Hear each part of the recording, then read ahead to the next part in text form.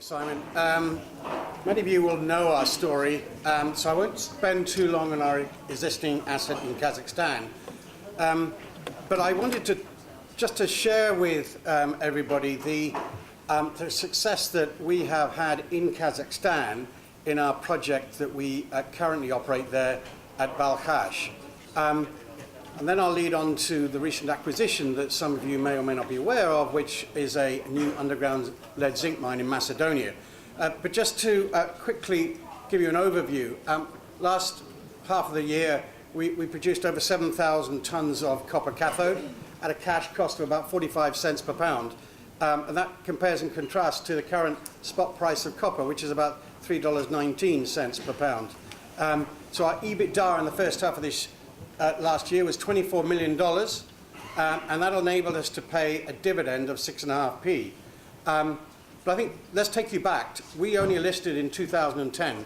At that time, we listed on AIM. We raised $60 million to build an SX-EW plant in Kazakhstan to recover copper from some old dumps.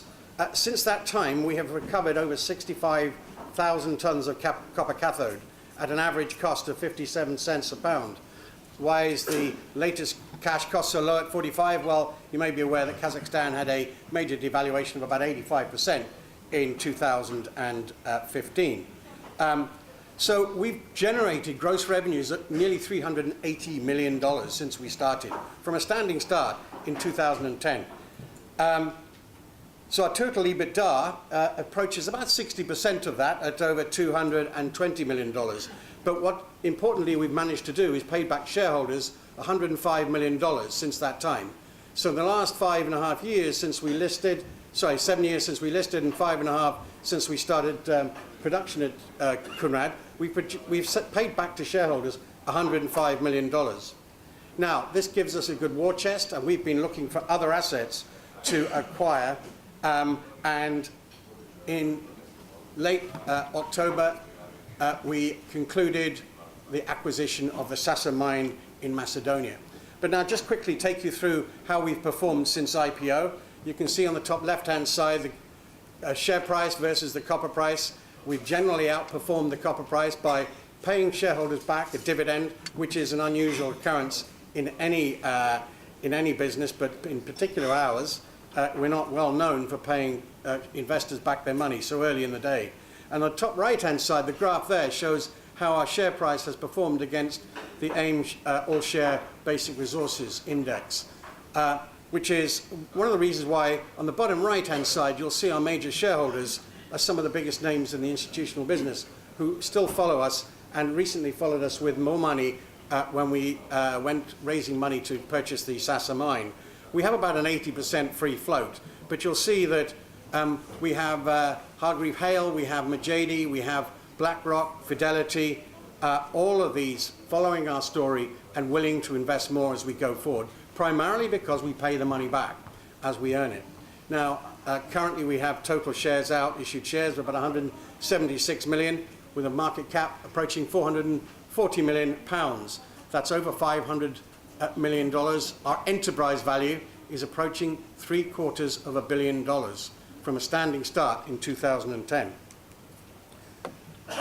That page there just really gives you an idea of some of the numbers that we've generated over that time. But importantly, third up from the bottom, I think you should see that we paid in Kazakhstan $90 million in taxes to the state. So in addition to paying $105 million back to shareholders in this period, we had, at the end of the first half of this year, over $40 million in the bank. We still paid $105 million to shareholders over this period. So our project in Kazakhstan has been immensely profitable to us and to our shareholders. How do we recover the copper? Again, some of you may be aware, this is an old open pit operated since the mid-1930s during Soviet times. It is now closed. These are dumps on surface which are low grade, 0.1%, 0.15% copper. We irrigate the dumps and we pick up the copper solution and put it into a processing plant which we've constructed here back in 2012. To date, we've recovered over 60,000 tons of copper from the dumps on this side. We have about another 15,000 tons of copper still to go. But currently, we're starting to recover copper from the western dumps, which will give us a life out to 2030 and beyond. The recoveries are fairly low, but the costs are low, hence the 45 cents per pound.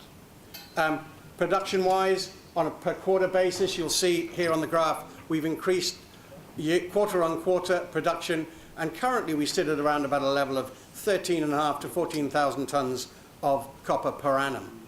As I said, a class-leading cash costs of around about 50 cents per pound going forward. So our outlook is to maintain production from here, and we will see increasing production coming from the western dumps.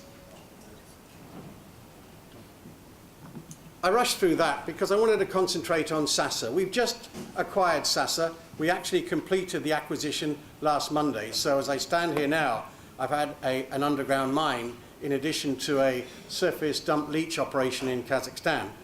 We've gone into Macedonia. This asset is high quality. It operates in the lowest quartile of the cash cost curve. It is operating as we speak.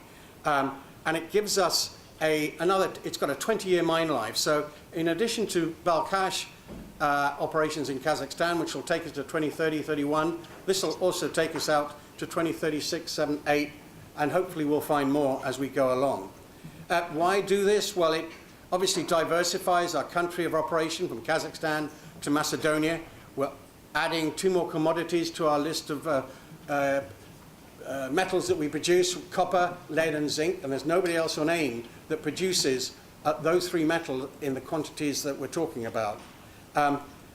In copper terms, we now will produce around about 35,000 tons of copper on a copper equivalent basis.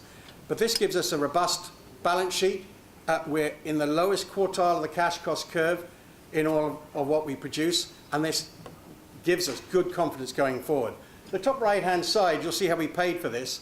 I won't go into too much detail, but we've taken some new debt on, guaranteed by one of our off-takers at Kunrad on the copper. We've taken cash from the market. $153 million are raised about 4 weeks ago from our major shareholders, which you saw on that page. And we've deferred a little. We've given some to the company that we're purchasing it off, Orion. And of course, there's a little debt that's been rolled over. Where is Sasa? It's in the eastern portion of Macedonia, close to the Bulgarian border. As I said, it has a 20-year mine life. Metallurgical recoveries of lead and zinc are pretty much standard. That's 85% for zinc and 94% for lead. Also, the payability is pretty much the same as that. Now, the mine produces, currently it has a potential to produce about 850,000 tons per year through the plant. But you can see that from this graph here, the production levels into the mill have been very consistent over the last 8 years, and the production output of zinc and lead has been very consistent as well. Currently about 22,000 tons of zinc per annum and about 29,000 tons of lead. But this is the important one. Where are we on the cash cost curve? Because that defines how profitable and how accretive this will be to CAML shareholders. We operate at 39 cents a pound on a zinc equivalent basis. Currently, zinc is trading at about $1.47. This is our mine site in Sasa. It's the underground zinc mine. We bought it for $402 million, and we just completed on the 6th of November. Close to Bulgaria, as I said. It's an underground mechanized mine. We have about 700 people on site with about 50% working underground. Equipment is predominantly Atlas Copco. It's a sub-level caving system. We use Atlas Copco machines to muck out into ore passes. Very conventional mucking and cleaning. About 70% is sent to ore passes to a lower level, and then it's trammed out to a shaft. And here it comes to surface through the crushing system and into our plant. This is our plant. Picture of the plant here with our rod and ball mills, conventional classification afterwards, and in producing about a D8 of about 74 micron, and then going into the float cells to produce 2 float products,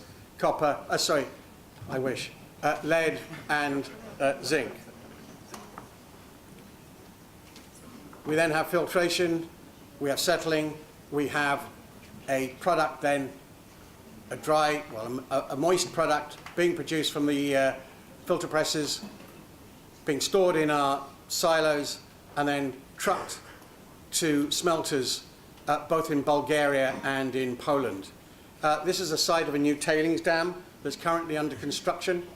This will be ready Q1, Q2 of next year, and will provide tailings capacity for the next 4 to 5 years, starting late next year. So you can see this is a well-structured mine. It's been going for many years, 20-year life. We're happy and we're very pleased to own such an asset.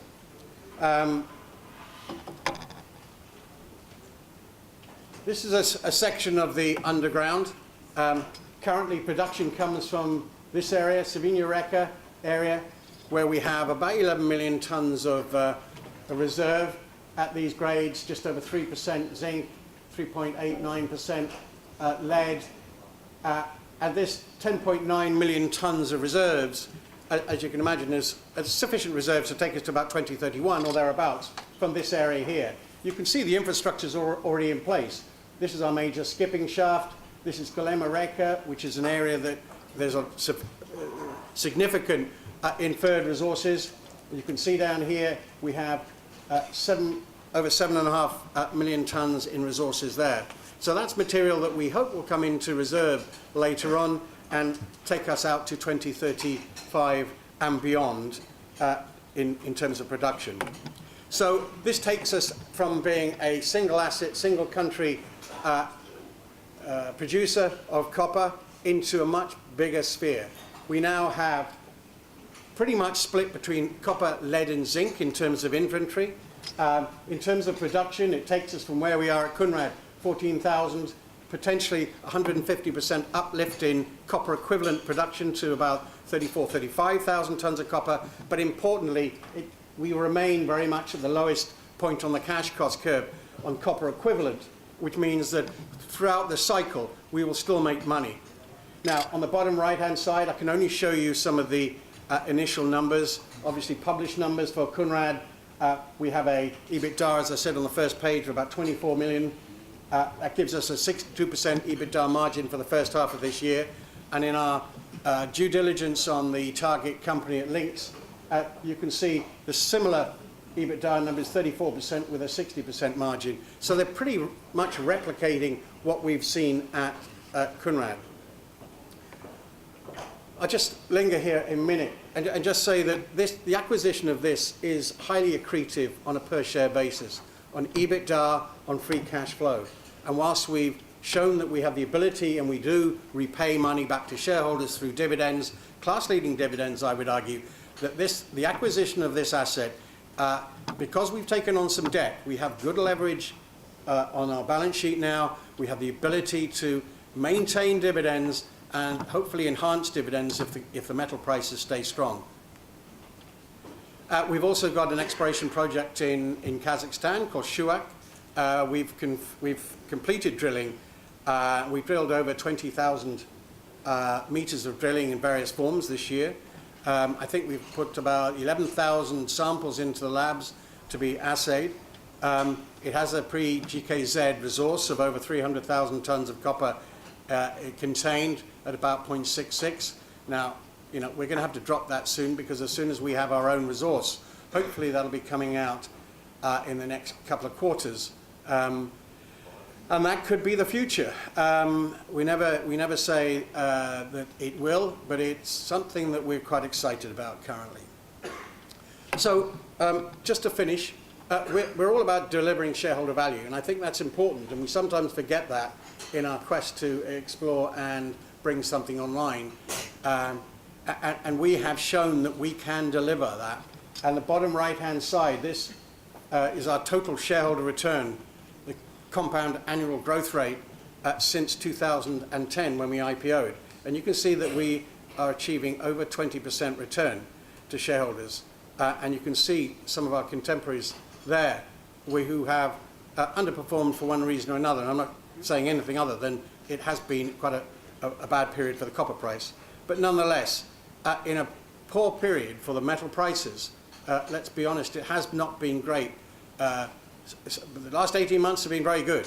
prior to that, times were tough. But during that period, we have year on year increased our dividend payments to shareholders. And I leave you with one point, important point. Up to now, we've had a dividend policy which promised to pay back to shareholders a minimum 20% of the gross revenue of the company. And actually, to date, that $105 million represents nearly 30% of our gross revenue from Kounrad. Our dividend policy going forward will be to return in a range between 30 and 50% of free cash flow, defined as net cash generated from operating activities less capital expenditure. And that's fairly clear, and I would argue that between 30 and 50%, you will be seeing a dividend equal to what that we have paid in the past, and if metal prices stay up, as we all expect and hope they will, then I can see an enhancement to our general dividend policy payment. In conclusion, this is what we'll be producing. 14,000 tonnes of copper, 22,000 tonnes of zinc in con, and 29,000 tonnes of lead in con. It's a good story. We're now set fair. As I said, we have a market cap, enterprise value, of approaching $750 million. And this is a good platform for us to go on from here. And you can do business in the CIS, you can do business in the Balkans, and I wish more companies were brave enough to come and follow the likes of ourselves. With that, thank you very much indeed.